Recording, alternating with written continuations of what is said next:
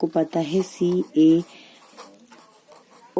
का whole twice, जिसका नाम होता है स्लैग्ड लाइम। अगर इस स्लैग्ड लाइम के अंदर आप क्लोरीन गैस फ्लो कर देते हैं तो इस कंडीशंस में क्या बन जाता है, इसको अगर हम तोड़ें, OH का होल ट्वाइस अगर टूटेगा तो H2O में और O में टूटेगा।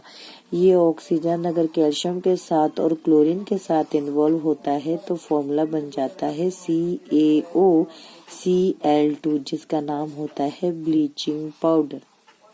इस तरह से आपने ये रिएक्शन ब्लीचिंग पाउडर के फॉर्मेशन का पढ़ा। इसके बाद हम नेक्स्ट रिएक्शन पढ़ रहे हैं बेकिंग सोडा। बेकिंग सोडा कैसे बनता है, इसके रॉ मटेरियल देखिए कौन कौन से रॉ मटेरियल होते हैं। अगर सॉल्ट लेंगे हम लोग, अमोनिया जिसका फॉर्मूला होता है NH3, वाटर मॉलिक्यूल्स जिसका फॉर्मूला होता है H2O, और कार्बन डाइऑक्साइड जिसका फॉर्मूला होता है CO2।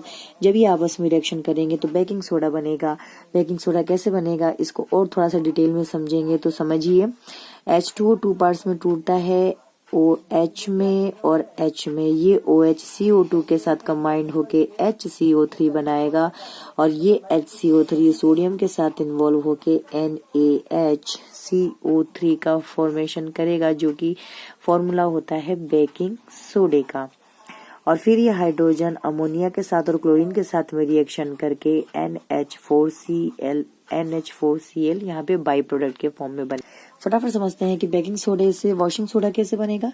बेकिंग सोडे का फॉर्मूला हम लोगों ने लिखा NaHCO3। जब हम लोग इसको बहुत ज्यादा हीट कर देते हैं तो ये HCO3 CO2 में और O में टूटेगा, OH में टूटेगा, तो ये इसके साथ में इन्वॉल्व होके, यानी कि जो ये CO3 है, अगर ये CO2 और CO3 दोनों कंबाइंड होके बनाएंगे Na2CO3, इसको बोलते हैं हम लोग सोडियम कार्बोनेट। लेकिन अभी भी ये वॉशिंग सोडा नहीं है। अगर आप इसके साथ में रिक्रिस्टलाइजेशन कराएंगे, यानी कि 10 मॉलिक्यूल्स अगर आप वाटर के इसके अंदर डालेंगे, 10 मॉलिक्यूल्स वाटर के, तो ये क्या बन जाएगा Na2CO3 डॉट 10H2O। 10H2O यहाँ पे क्रिस्टलाइन वाटर होते हैं। इस तरह से ये वॉशिंग सोडा कहलाएगा। ये फॉर्मूला होता है वॉशिंग सोडे का, जिसका केमिकल नेम होता है sodium carbonate decahydrate.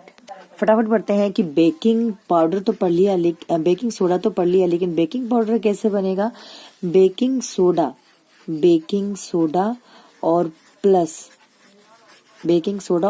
Tartaric acid को अगर हम एक साथ में रिएक्शन करवाते हैं तो हमें बेकिंग पाउडर मिलता है, जो कि बहुत यूज किया जाता है केक बनाने में, स्पंजी ब्रेड बनाने में, स्पंज के लिए इसका यूज किया जाता है। अब लास्ट एक छोटा सा इक्वेशन देख लेते हैं कि कैसे प्लास्टर ऑफ पेरिस बनता है। तो जिप्सम का फॉर्मूला होता है आपका CaSO4 2H2O। अगर आप इसको हीट करते हैं तो 2H2O में से 1.5 मॉलिक्यूल्स वेपोराइज हो जाता है और हाफ मॉलिक्यूल्स के साथ calcium sulphate plaster of Paris बना लेता है, CaSO4 हाफ 2H2O।